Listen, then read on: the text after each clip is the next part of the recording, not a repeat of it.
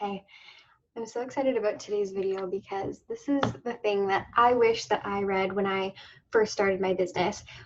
When I first got online, I would Google and search on Pinterest and like literally ask anyone, how do you make money from your blog? At the time, I saw so many people who were food bloggers or influencers like getting paid to post about smoothie bowls or like whatever they were currently, eating at the time. And I wanted in on that action. I wanted to make smoothie bowls and make money. Sounded like a great, a great thing. But I came to find out pretty quickly, after researching affiliate marketing and, website advertising and all that kind of stuff, no matter how great the content on your website is, it has, that really doesn't come into play when it comes to actually paying your bills. But what does is how you leverage the content that's on your website to to make you money, right? And so let's break down exactly how that works. How do you actually use your blog to make money? Blogging is still alive and well in 2020. People ask me all the time, like, should I still have a blog? Do people even still read blogs? Yes, actually, my website and my blog are some of the top ways that I make money from my in my business.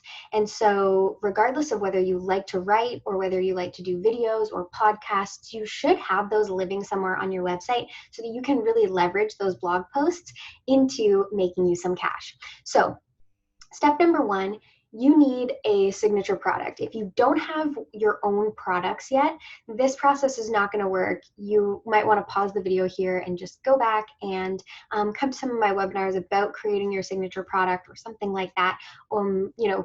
Google it, but you want something that you make 100% of the profits of, not affiliate marketing or advertising or anything like that. That's not what this process here is about, although I Googled extensively about those a few years ago.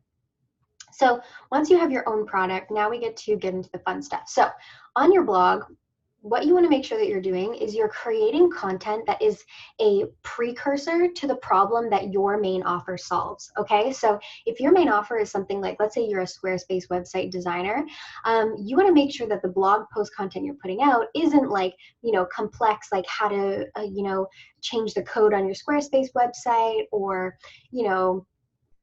anything too technical. You would want the blog post to be really simple things like what theme should you choose when you first sign up with Squarespace, or how to change the header on your Squarespace website, or how to choose between Squarespace and WordPress. Those would all be really great offers because they meet your client, your dream client, where they are right now, right? So we want to use our blog post to actually make sure that we have the right people coming into our business system. We don't just want anyone in there. We want the people who are likely to buy your product, right? So make sure that your blog posts are for the people, solve the problem for the people who you want to work with. So this should be a precursor to your main offer, okay? So you want to write those, you want to start writing those blog posts, and then the real exciting part starts to happen. So within that blog post, you want to solve the first problem. So the content in the blog post should solve that problem. Problem number one, if I'm a Squarespace, website designer, I might do something like 3 things to do when you first sign up with Squarespace, that kind of a thing, right?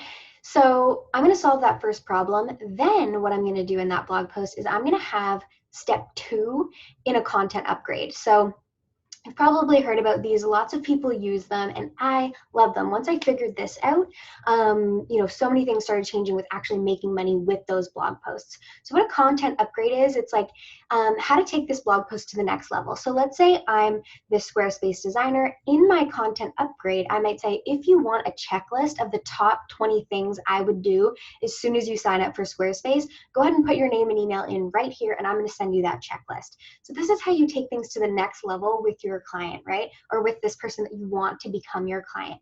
So as they're reading the blog post, they can take this to the next level, put in their name and email, and now they're in your, now you have their email. Now they're inside your business system. Because what I notice is that if people are finding you through Pinterest and stuff like that, they're so likely to come read your blog post, and then exit out of the blog and totally forget who you are, that they ever read that blog post, and forget about you altogether, right? But once you have their email, then you're in the game, right? Then you can continue to send them marketing information, and you already know that they're interested in what you have to offer. So if you're sending them really great emails and you have a follow-up sequence and all that kind of great stuff, then you know that you're going to be sending stuff that's going to get them to really see you as the expert in this problem that they currently have. They just signed up for Squarespace, they don't know what the hell to do with it, and you're solving those problems like left, right, and center, right? So now you're becoming a really trusted resource for them when it comes to that specific problem. They're seeing you as the expert and as the person that can solve their problem. So you have that welcome sequence. Let's say it's like 3 to 5 emails, something like that.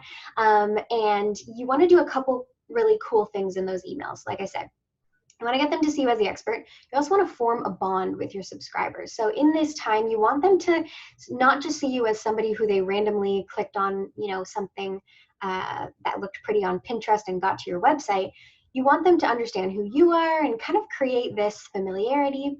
You also want to be able to send them over to your other places online. So maybe then you want them to come follow you on Instagram. That's going to help you create an even closer bond with them. They're going to watch your stories or maybe watch your IGTV like this. You want them to come to your other areas. Maybe you have a Facebook group, that kind of a thing. This is great. You want them to be following you wherever they hang out. So if they hang out on YouTube, you want them to follow you on YouTube. If they're always on Instagram, like who isn't, you want them to be following you on Instagram so they see your stories and all that kind of stuff. The other thing that you should be doing in these follow-up emails is making it clear to them that you create really awesome free resources. So these emails should not be all about you. Yes, you want to create a bond with them, but you want to continue to solve problems with them. I hope I've driven that home by now. And the other thing that you want to do, the last and most important thing, is you want to strategically shift your potential clients' perspective or their belief around the problem that they currently have, right? So you want them to start to understand their problem from your perspective and the perspective of your signature method. So whatever your philosophy is, so for example, let's say you are a nutritionist, you want people to start seeing their problem and say they want to lose weight. Their problem is they want to lose weight. You want to shift their belief around. It's not just about cardio. It's not just about this. It's really about going keto, or it's really about going paleo. Whatever your philosophy is, you want to start shifting their belief to your solution, right? So that then when you shift the conversation to your offers, your programs, your products, your courses, your services, whatever it is, they're already like, you know what, I've been thinking lately, I should go keto. That's what those emails are there to do. And this is where it gets really exciting. In that last email, you can make an offer to actually purchase that product, or you can make an offer to get them on the phone with you.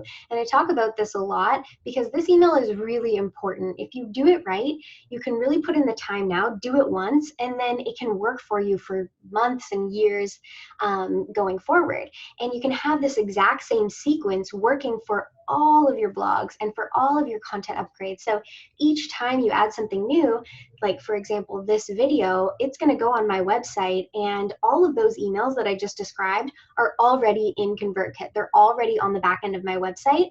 And I know that it's going to lead people to booking a call with me if that's something that they want to do. So that's like really the autopilot part of this. And that's what leads people to purchasing from you you do nothing. Like the first time you have to do the work, but after that, like you literally don't do anything. If you do it right the first time, then you can totally put it on autopilot, and you just get to show up and create content like this, or you get to write blog posts, or you get to do your podcast or interview people or whatever you actually like to do, and you will be making money from your blog, right? So this is the thing that I totally didn't understand. I really thought I had to be selling in each and every blog, but then people weren't clicking on it, and it's like, this isn't working. I thought I needed, advertising on the side, but then I had to have like tens of thousands of people coming to my website every month in order to make like any good money from these advertisers.